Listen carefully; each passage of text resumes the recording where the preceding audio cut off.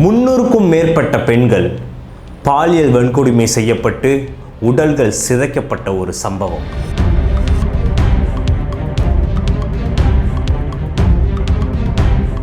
தர்மத்தை தேடி போகக்கூடிய தர்மசாலா அப்படின்ற சிவன் கோயிலில் நடந்திருக்கக்கூடிய கொடூரம். கிட்டத்தட்ட நிறைய சிறுமியர்கள், நிறைய கல்லூரி மாணவிகளோட உடல்கள் சிதைக்கப்பட்ட அவலம். கர்நாடகா மாவட்டத்தோட தக்ஷிண கன்னடா பகுதியில் இருக்கக்கூடிய தர்மசாலா கோவிலை சுற்றி இருக்கக்கூடிய மர்மங்கள்.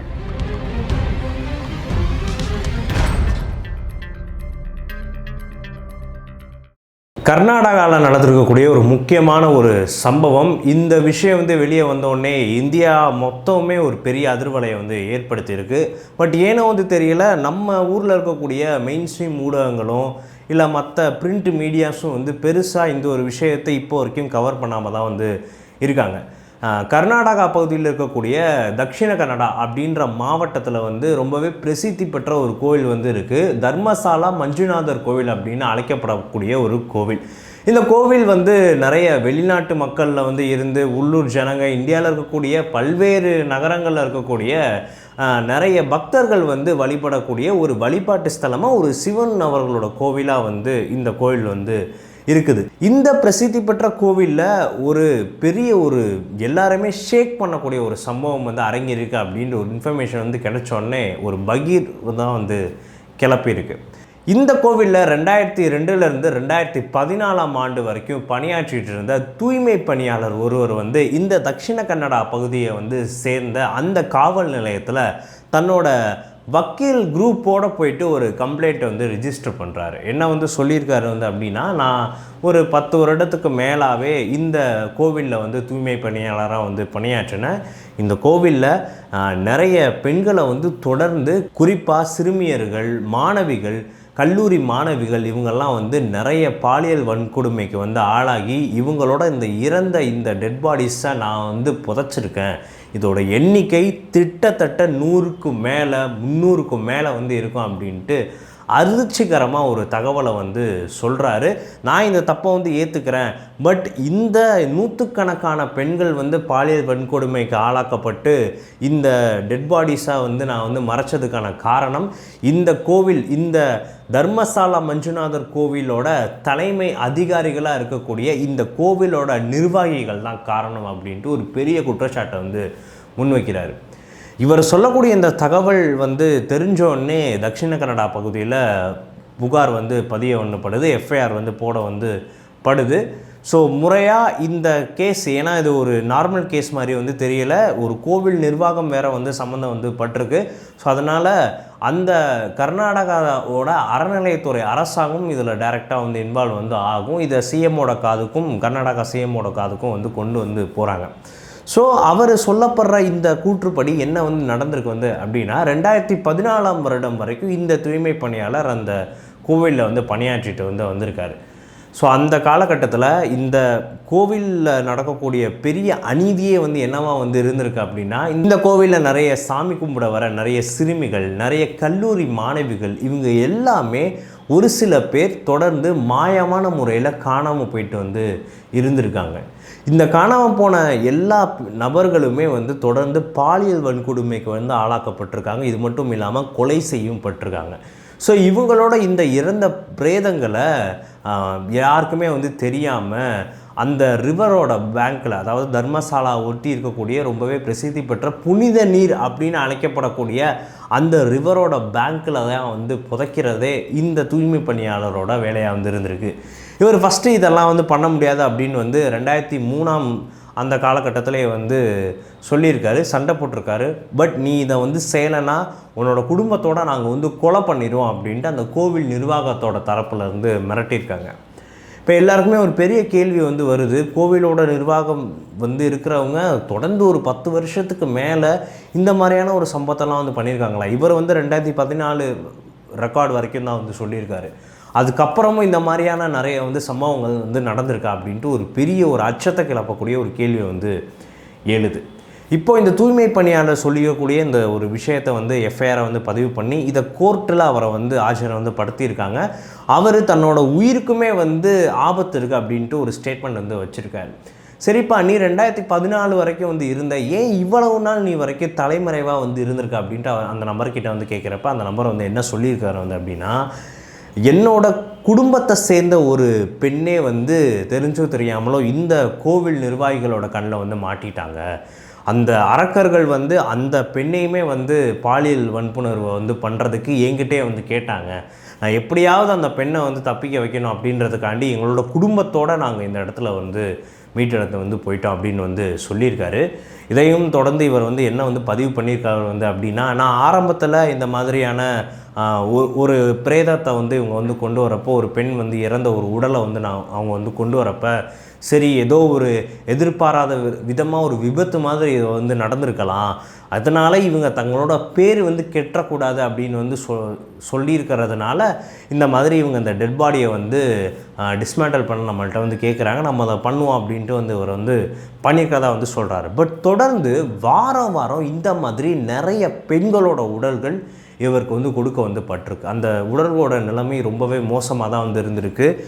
முக்கியமாக வந்து அந்த பெண்கள், அந்த இறந்த பெண்களோட உடல்கள் எல்லாமே வந்து பயங்கரமாக வந்து சிதைக்க வந்து பட்டிருக்கு. நிறைய பெண்களோட அந்த அடையாளங்கள்லாம் தெரியக்கூடாது அப்படின்ட்டு ஆசிடெல்லாம் வந்து ஊற்றப்பட்டிருக்கு.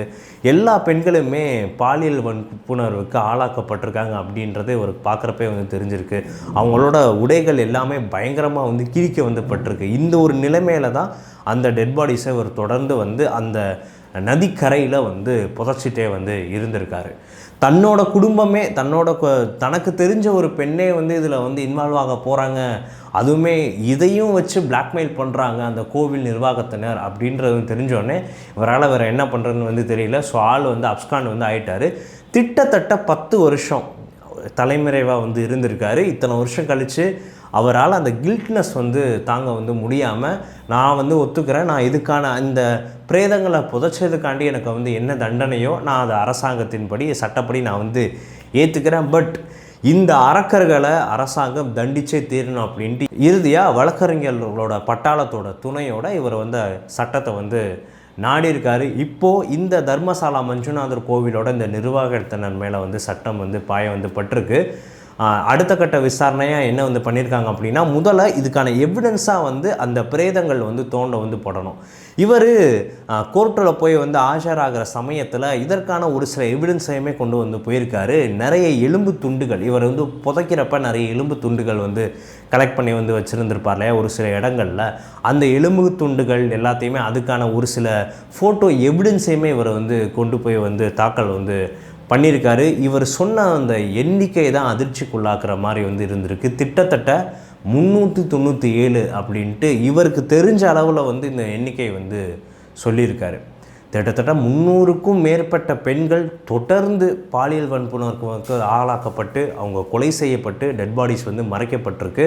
அதுவும் ஒரு கோவிலோட நிர்வாகத்தோட தலைமை வழியாக அது வந்து நடந்திருக்கு. அதுவும் புனித நீர் அப்படின்னு அழைக்கப்படுற ஒரு ஆறோட அந்த பேங்க்ஸில் வந்து இவங்க வந்து புதைச்சிருக்காங்க அப்படின்றது கேட்கவே ரொம்பவே ஏற்றுக்கொள்ளவே முடியாத ஒரு சம்பவமாக தான் வந்து இருந்திருக்கு. இந்த சம்பவம் அப்படியே கர்நாடகா ஃபுல்லாக வந்து தீப்பிடிச்சிக்கிட்டு இருக்க ஒரு சமயத்தில் தான் சுஜாதா அப்படின்ட்டு 60 வயது மதிக்கத்தக்க ஒரு பெண்மணி தக்ஷணா கன்னடா இந்த நீதிமன்றத்தை வந்து நாடுறாங்க. அவங்க வைக்கக்கூடிய ஒரு குற்றச்சாட்டு இன்னுமே ஒரு பெரிய பகீரை வந்து கிளப்புச்சு.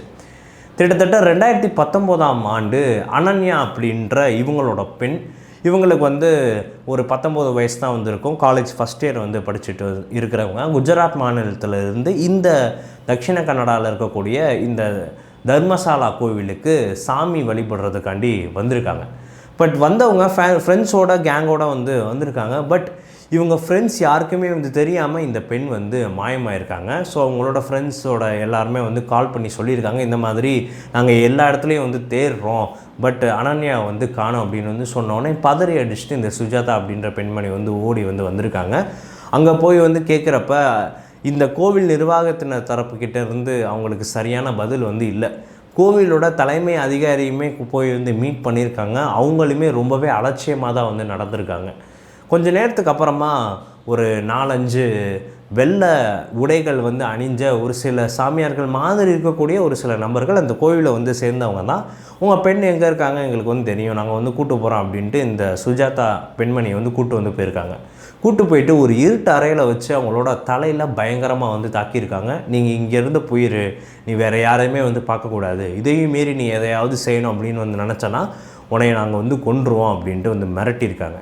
தலையில் பயங்கரமாக தாக்குதலுக்கு ஆளான அந்த சுஜாதா அப்படின்ற பெண்மணி உடனடியாக கோமா ஸ்டேஜுக்கு வந்து போயிருக்காங்க. கிட்டத்தட்ட 1 வருட காலம் அவங்க கோமாவில் தான் வந்து இருந்திருக்காங்க. 6 மாதத்தில் அவங்க கொஞ்சம் வந்து ரிவைவ் வந்து ஆயிட்டாலும் உடனடியாக இந்த கேஸ் சம்மந்தமாக தன்னோட பெண்ணை வந்து தேடுற சம்மந்தமாக வந்து அவங்களால ஆக்டிவாக வந்து ஈடுபட வந்து முடியலை.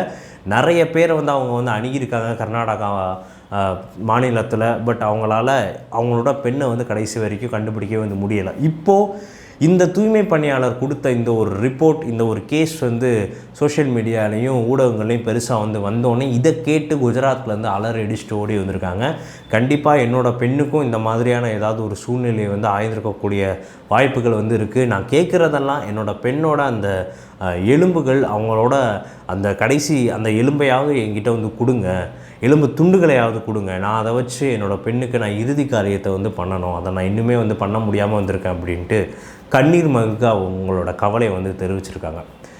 இப்போது இந்த தூய்மை பணியாளர் சொல்கிற கூற்றுப்படி வந்து பார்க்குறப்ப கிட்டத்தட்ட அந்த 300 பேருக்கும் மேற்பட்ட அந்த டெட் பாடிஸ் இருந்தது எல்லாத்துலேயுமே மேக்ஸிமம் 15 வயசுக்கு கீழே இருக்கக்கூடிய சிறுமிகளும் 17-19 வயசில் இருக்கக்கூடிய மாணவிகளுமாக தான் வந்து இருந்திருக்காங்க.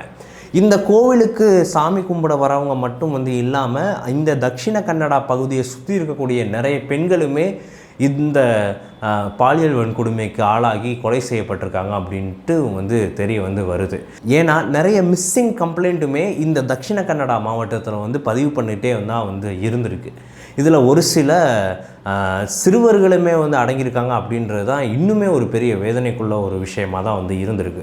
ஸோ இது எல்லாத்தையுமே வச்சு அனலைஸ் பண்ணி வந்து பார்க்குறப்ப இத்தனை வருஷமாக இந்த தக்ஷிண கன்னடா மாவட்டத்தை சுற்றி வந்து காணாமல் போயிட்டு இருந்த நிறைய பெண்கள் அவங்களோட மிஸ்ஸிங் கேஸாக வந்து இருக்கட்டும், இந்த தர்மசாலா கோவிலுக்கு சாமி கும்பிட வந்து காணாமல் போன நிறைய பெண்களோட கேஸாக வந்து இருக்கட்டும், இது எல்லாமே இந்த கோவிலோட தான் வந்து ரிலேட் ஆகுது. இந்த புதைக்கப்பட்ட இந்த டெட் பாடிஸோட தான் வந்து ரிலேட் வந்து ஆகுது. ஸோ என்ன வந்து பண்ண போகிறாங்க, இதுக்கு கர்நாடகா சிஎம் வந்து என்ன வந்து சொல்லியிருக்காரு அப்படின்னா, விசாரணை அதிகாரி அவரோட அந்த நியமனத்தோட சரியான டேட்டு டைம் இதோட நாங்கள் அந்த எல்லா டெட் பாடிஸையுமே சொன்ன இடத்துல வந்து நாங்கள் வந்து தேட வந்து போகிறோம். அந்த டெட் பாடிஸ் வந்து எவிடன்ஸாக நாங்கள் வந்து எடுத்ததுக்கப்புறமா இந்த தர்மசாலா கோவிலில் இருக்கக்கூடிய நிர்வாகிகள் மேலே நாங்கள் சட்டப்படி நடவடிக்கை எடுப்போம் அப்படின்ட்டு இவர் வந்து சொல்கிறாரு. பட் ஒரு பக்கம் அரசியல் ரீதியாக என்ன வந்து சொல்கிறாங்க அப்படின்னா, ஆர்எஸ்எஸ் பிஜேபி லாபி மூலமாக இந்த தர்மசாலா கோவில் நிர்வாகிகள் மேலே வந்து ஒரு பெரிய ஒரு ஸ்ட்ராங்கான ஒரு ஃபவுண்டேஷன் வந்து இருக்குது. அந்த அந்த அதிகாரத்தை கையில் வச்சுட்டு தான் இவங்க இத்தனை வருஷமாக இவ்வளோ பெரிய ஒரு கொடிய செயலை வந்து செஞ்சுட்டு வந்து இருந்திருக்காங்க. ஸோ இதனால் சட்ட ரீதியாக இவங்க வந்து இந்த கேஸ்லேருந்து தப்பிக்கிறதுக்கான வாய்ப்புகள் நிறைய வந்து இருக்குது. இவங்க எவிடன்ஸை வந்து மறைக்கிறதுக்கு என்ன வேணாலும் வந்து பண்ணுவாங்க, யாரை வேணாலும் கொலை செய்வாங்க அப்படின்ட்டு நிறைய வந்து சொல்ல வந்து படுது. பட் கர்நாடகா முதலமைச்சரே இதை தன்னோட கையில் எடுத்துகிட்டு, அதுவும் கோர்ட்டே இந்த கேஸை பர்சனலாக கையில் எடுத்துகிட்டு விசாரிக்கிற அந்த காரணத்தினால நேர்மையான ஒரு விசாரணை வந்து நடக்கும் அப்படின்றத நம்ம வந்து நம்பலாம். இந்த மாதிரியான ஒரு கொடுமையான செயல் ஏற்றுக்கொள்ளவே முடியாது.